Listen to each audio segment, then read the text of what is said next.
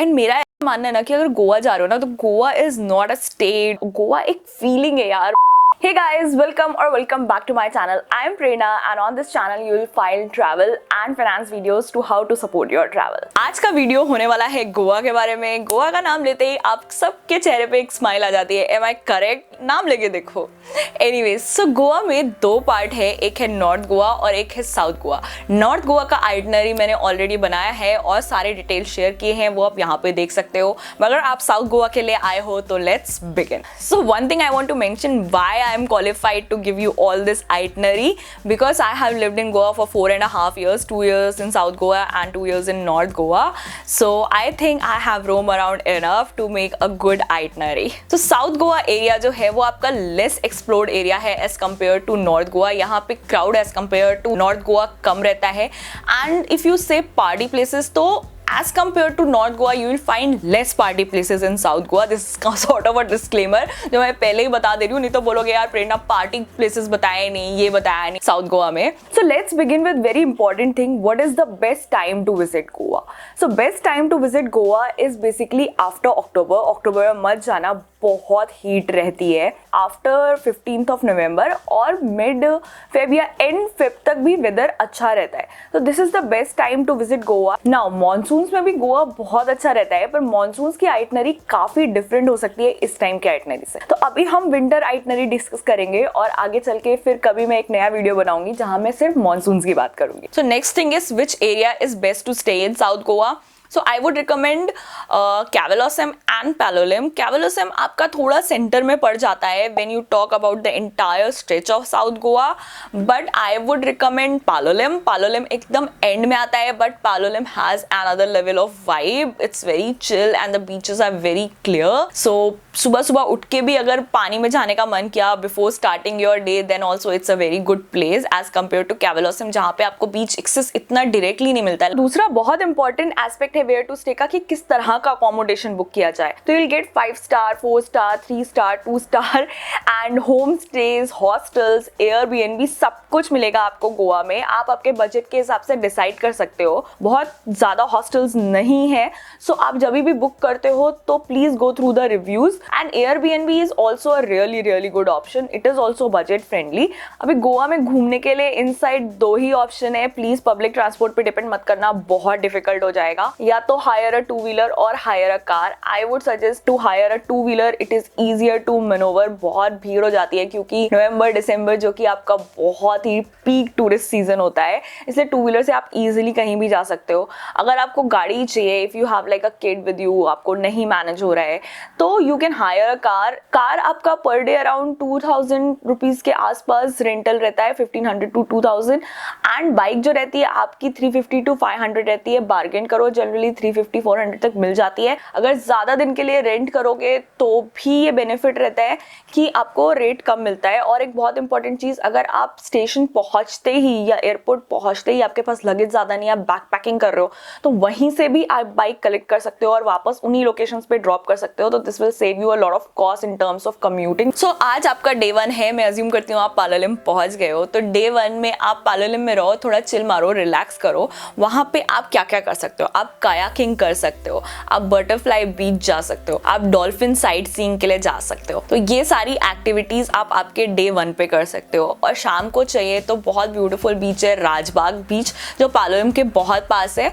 Bike उठाओ और उधर पहुंच जाओ। तो वहां पे जाओगे, आपको हार्डली कोई टूरिस्ट दिखाई देगा। आपको ऐसा लगेगा that entire beach is for your own self. तो वहां पे जाके सनसेट देखो, बहुत अमेजिंग लगता है एंड अच्छी फोटोज खींचने के लिए वो बहुत परफेक्ट लोकेशन है, बिकॉज हार्डली कोई होता है वहां पे। सो डे 2 पे हम करेंगे कुछ ऑफ बीट, बिकॉज बीचेस बहुत घूम लिए। डे 2 पे हम जाएंगे spice plantation. Now spice plantation is very famous in Goa. Spice plantation से मेरा मतलब है जो आपके स्पाइसेस होते हैं सारे जो हम खाने में डालते हैं, उनका प्लांटेशन होता है। एंड वो कैसे वर्क करता है वहाँ पे, फेनी कैसे बनाते हैं, फेनी इज अ लोकल डिश। काजू कैसे एक्सट्रैक्ट करते हैं जो कि बहुत फेमस है गोवा में ना। वहाँ पे ग्रीनरी रहेगी, you will get the actual feel of Goa there. 4 या 5 अच्छे स्पाइस प्लांटेशन है, मैं सबके नाम यहाँ पे छोड़ दूंगी, लेकिन मेरा रिकमेंडेशन है आप सहकारी स्पाइस फार्म में जाओ। मैं पर्सनली वहां पे जा चुकी हूँ और मुझे अच्छा लगा था।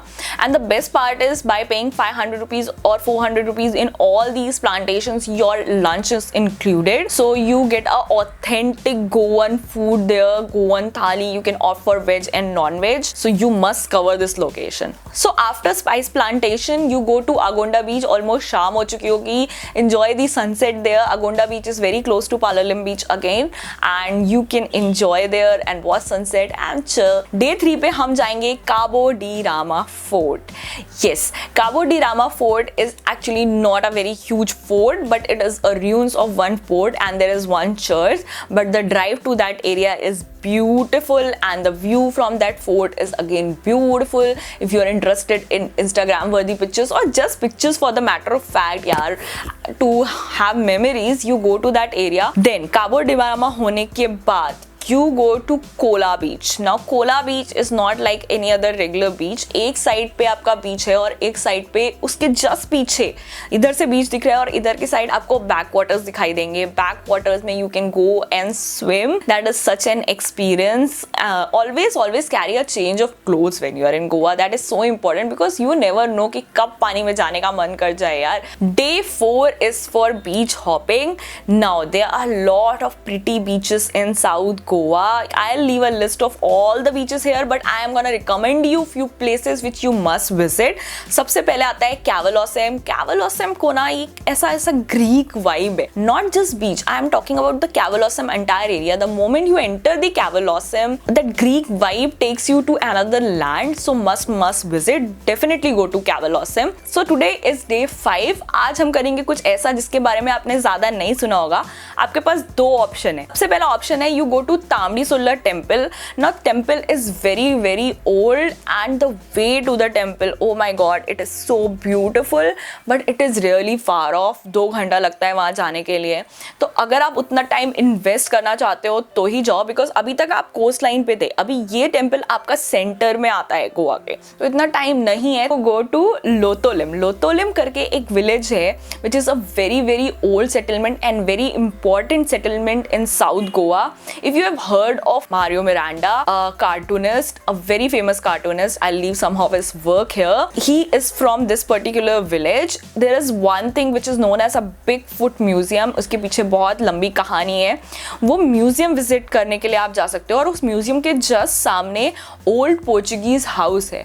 वो ओल्ड पोर्चुगीज हाउस आप विजिट कर सकते हो. वहाँ पे एक चर्च भी है पर उसका एंट्रेंस जो है वो रिस्ट्रिक्टेड रहता है, तो आप जाके देखो आपको एंट्रेंस मिलता है कि नहीं. तो ये 2 जगहें आप लोतोलिम में कवर कर सकते हो ऑन योर लास्ट डे. सो जब आप गोवा आते हो ना, आपको बहुत सारे लोग बोलते हैं दूध सागर वाटरफॉल जाना, कि ग्रैंड पिक्चर दिखाते हैं एंड वहाँ पे बहुत ब्यूटीफुल व्यू है, ऐसे करके लेके जाते हैं बहुत सारे ट्रैवल एजेंट भी और बहुत सारे फ्रेंड्स. और लोकल लोग तो नहीं करेंगे बट बहुत सारे फ्रेंड्स आपको ये सजेस्ट करते हैं. बट आपकी जो मैं आइटनरी अभी डिस्कस कर रही हूँ नवंबर टू फरवरी की, प्लीज़ इस टाइम पे वाटरफॉल मत जाना. बहुत सारे वीडियोज़ आप देखोगे जिसमें वो सब कुछ इंक्लूड करने के चक्कर में आपको बहुत सारे waterfall, nature trails, bird watching सब कुछ बता देते हैं. एक्चुअली ये सब आपको इस सीजन में नहीं मिलेगा. मानसून की आइटनरी बहुत अलग रहती है in Goa, which I am gonna make and share with you because I have already told I have an experience of staying in Goa. So I think I am eligible to discuss all this right now, so please waterfalls इस season में मत जाना. That is the only recommendation. So that's your 5-day itinerary for South Goa. South Goa की itinerary कभी भी बहुत overpacked नहीं रहेगी.